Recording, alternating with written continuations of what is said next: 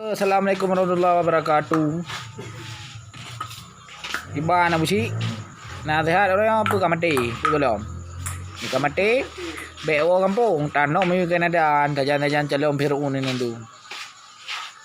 Hai tinggal dalam penjara suci kan kan. Dia dengan saya. Hai buci kuai mai ge bui urang. Hai buci palih mi tuna ran nan tuna kah apa dran. Tuna kah lepas lah buci pengo.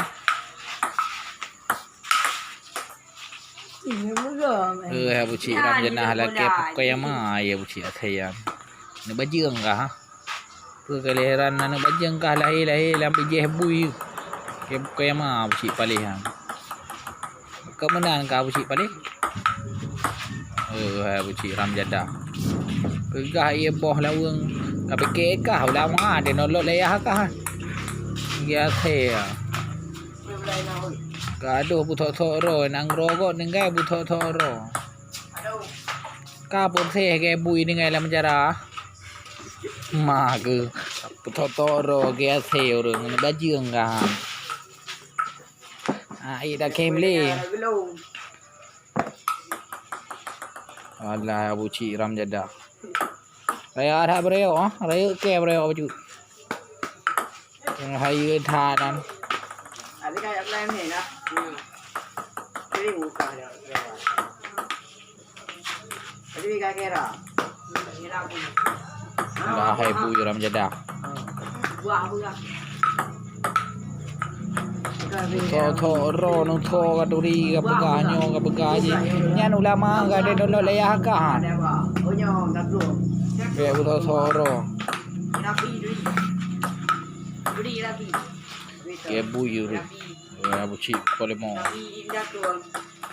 Nyan hai mi na lung ba YouTube nyan pu thampo aku ke tang ke ga bu ci palih han.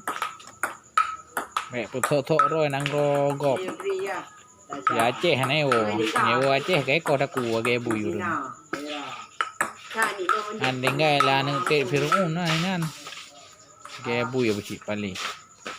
Engai kadang dalam penjara bui nah. Hai buci. Waya ro nang rogop.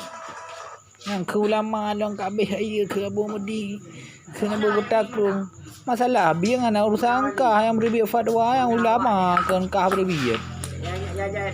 Dia dah cok. Hanya dah cok kai mendang mereka kengkung ulama pada gate.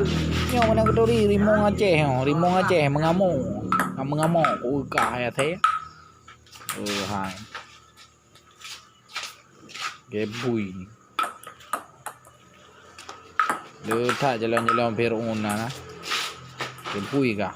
Ka apa? Apa ma deh. Buci ram jadah i boh lawang the bui. Hai bui.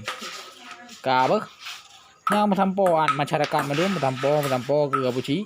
Nya lung. Rimong Aceh. Ka buci pungo.